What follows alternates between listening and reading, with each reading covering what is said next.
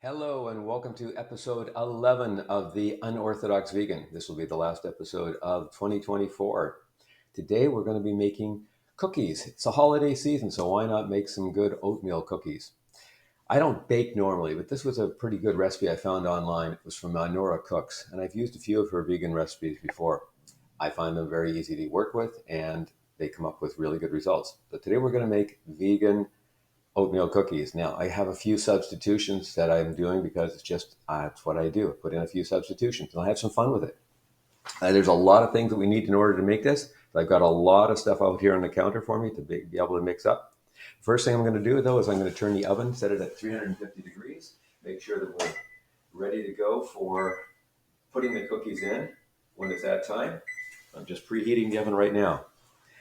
The next parts are pretty straightforward. It's mixing a lot of ingredients together. And the first part is to make sure that we mix, I'm going to create a vegan egg, I guess is what it is called. And the first thing is to do is to get some flaxseed. So I have some flaxseed. I'm going to put in 1 tablespoon of flaxseed into this little cup and 2.5 tablespoons of water.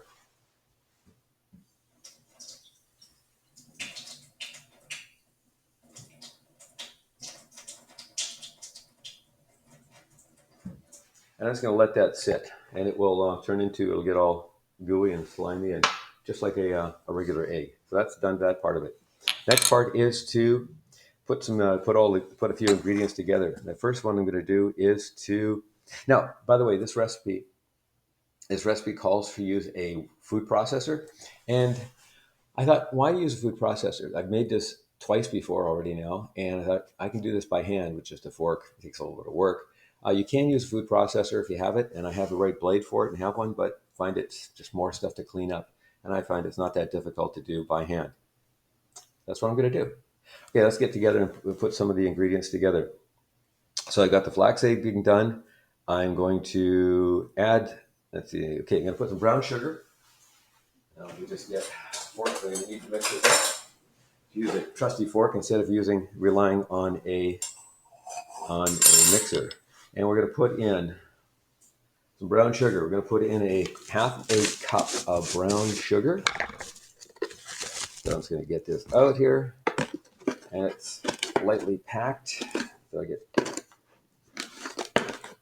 it's about half a cup of brown sugar, and we're going to do half a cup of regular brown sugar. I'll get that sugar container up. It looks like I need to refill this guy. There we go. Half a cup of regular sugar. So that's it for the sugars for right now. The next thing I need to do is put in a half cup of margarine.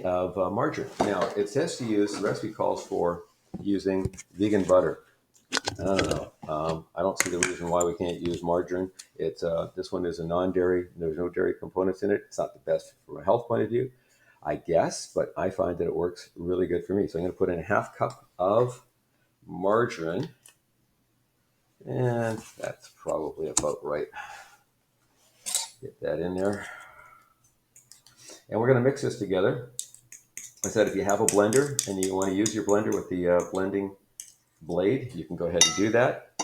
I just choose to do this by hand. I like the feel of it, I guess, when getting really close to it. Getting in there close and working with the materials, the components of the recipe, the goodies, and just get that in there. So I'm going to put this away. I've got this in there. I'm just going to mix this up by hand. Now, it does take a little bit of time, and so I'm going to take you to what it's down to it when it gets there. But I'm just going to mix it around a little bit. But I just push it down, use the fork to help blend it all together. Pushing it all in. Like I said, if you used a blender, it would probably, or in the food processor with the blending blade, it would probably be a lot quicker. But it only takes a few minutes to do this, so why not? Anyway, it's up to you. And it says 1 to 2 minutes until creamy. So I figure that's pretty creamy, though. right now. Next thing is we're going to add in the flax egg. So have that chance to sit. You can see it's nice and gooey. I'm going to drop that in. And we're going to mix in that flax egg. And we're going to add in some vanilla at the same time. And I'm going to be putting in, let's say, a half teaspoon of vanilla, something like that. Or sorry, vanilla extract. 1.5 teaspoons vanilla extract. I've got half, 1.5 teaspoons of vanilla extract. And it also says to use molasses. Okay, I don't have molasses, but what I do have instead of molasses is I have maple syrup. I love maple syrup. Everybody loves maple syrup. So I'm just going to put in a little bit of maple syrup. It's only a half teaspoon of maple syrup anyway. A half tablespoon, sorry. Now I'm going to put in half tablespoon of that. So I'll do that. There we go. About a half tablespoon of maple syrup. That'll give it a nice mapley flavor to it. We're also going to add a little cinnamon and some salt. So the recipe calls for, let's see, it calls for 3/4 of a teaspoon of ground cinnamon. I'll do this by hand a little bit. I'll put in, my grandkids really like cinnamon, so I'm going to put in a little bit extra. We'll get some cinnamon in there and just a little bit of salt. I think it calls for 1 teaspoon, let's see, a 1/4 teaspoon of salt, so not a lot. And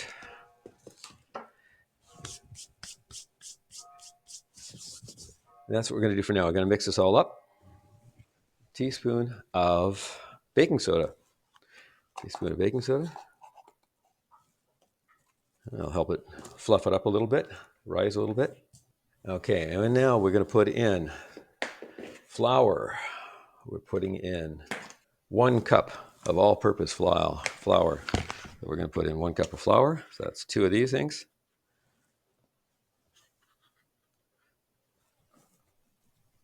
One cup of flour.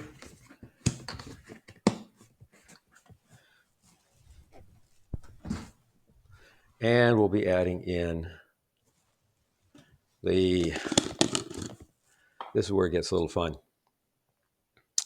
I'm going to be putting in 1.5, it says 1.5 cups of rolled oats. Now I have a little bit of granola left in here. I've been using up my granola, making this recipe a few times. I'm going to put in a 1/2 cup of granola, which has already got sweetness to it because it's got the honey in it. And I'm going to put in 1 cup of that, and I'm going to put in 2 cups of rolled oats.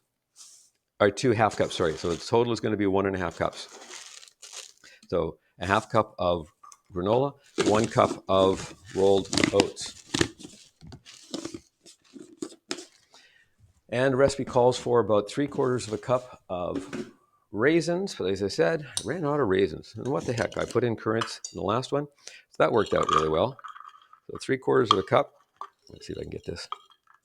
These are sweetened, dried sweetened currants, so they're like raisins as well. And it says 3/4 of a cup, so I'm gonna put in a little bit more. There we go. You know, you can't go wrong with chocolate chips. So why don't we just throw a few in there?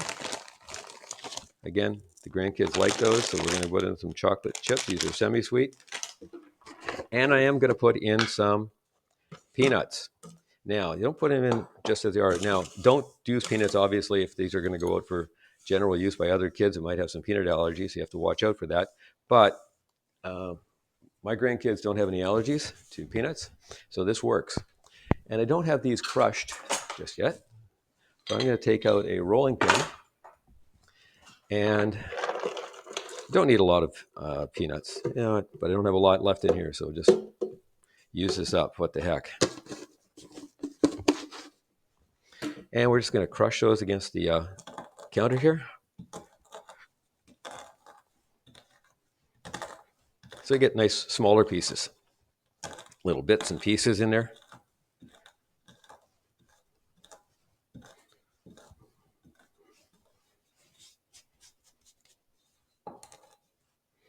Get down to some of the bigger pieces. All right. We're going to take that. We're going to put that in here as well. Now, this is where, if you had it in a mixer or a food processor that allows it to mix, this is where the savings in time really come in, because this one is a little bit harder to work with, and when you're just using a fork. And what you really want to do is you need to get it all mixed in together with the liquid, the mix of the sugar and the flax egg and the margarine I put in. You need to get that all done. So this is going to take just a few minutes. Again, I won't bore you with it. I'll cut to the end when it's done. But I'm just going to mix that in a little bit. And you'll see it forms a nice gooey dough, cookie dough, which is what it's supposed to do. All right, I've got it at the consistency I think is just about right for cookie dough. And it looks pretty good. And I brought out a cookie tray or a baking sheet. And my oven alert went off saying that the oven is up to temperature. So now we're just going to make some balls. And I got a few complaints last time I made this that they were too big. So we're going to try some smaller ones. And there we go. One.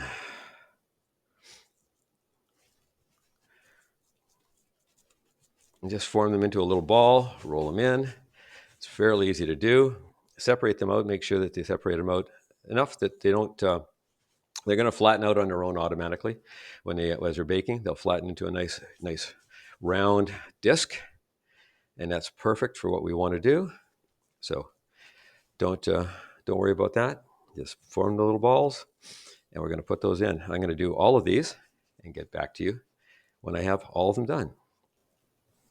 And I think I have one more little cookie left in here.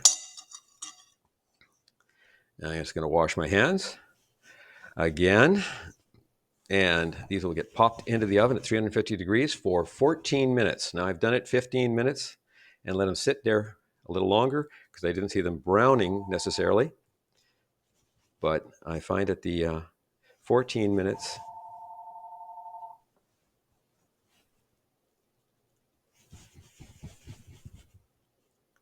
all right, so now these are almost done. I'm just going to wash my hands, pop them in the oven, 14 minutes. And 14 minutes seems to be about the right amount of time because it gives them just about enough time to brown nicely, and they'll be the perfect consistency. I'll be back in a few minutes. It has been 14 minutes. I have cleaned up the kitchen and the alarm just went off on the stove. So I'm going to be the oven, I'm going to be taking out the cookies. And there's the first tray, and the second tray. Turning off the oven right now. And those I'm just going to let them sit on a cooling tray for a little while. I give them about half an hour on the cooling tray. I'll move them directly onto the cooling tray off of the cookie racks so that they cool even faster. But I do need to give that a little bit of time before we taste them because they're going to be really gooey right now and hot. So I'm going to give that and we'll come back to you so you get the final opportunity to taste them before the end of this session. Take care. Talk to you soon. Well, the cookies had a chance to cool down. They look mighty fine on the cookie tray. I see them here. And I am going to do a taste test to see how these actually turned out. So let's just give one of the small ones a little taste test. They feel nice. They're nice and cool now. A nice crunchy outer and a really good gooey, moist inside. This one had a chocolate chip in that first bite. I see another one in there. Oh, they're delicious. Absolutely delicious. Grandkids are in for a treat. Well, that's it for episode 11 of the Unorthodox Vegan. If you want to get a hold of me, you'll see my email up on the screen. Please follow me on YouTube, the YouTube channel, The Unorthodox Vegan. For now, my name is Sean Gold. Have a great holiday season. Bye for now.